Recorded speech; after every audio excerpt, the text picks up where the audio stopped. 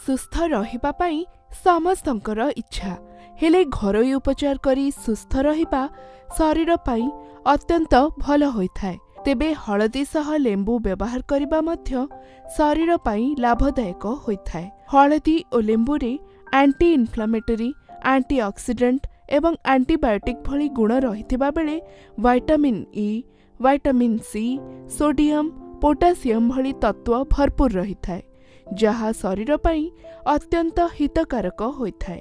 हळदी एवं लेंबू व्यवहार करिबा द्वारा शरीर रे रोग प्रतिरोधक शक्ति वृद्धि हेबा सह एहा सह जड़ित समस्त समस्या मध्य दूर होइथाय।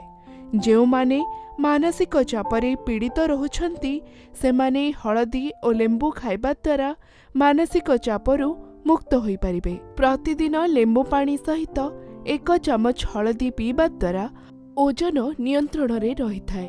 प्रतिदिन हळदी सहित लेंबू खाइबा द्वारा हार्ट ब्लॉकेज मध्य दूर होइथाय।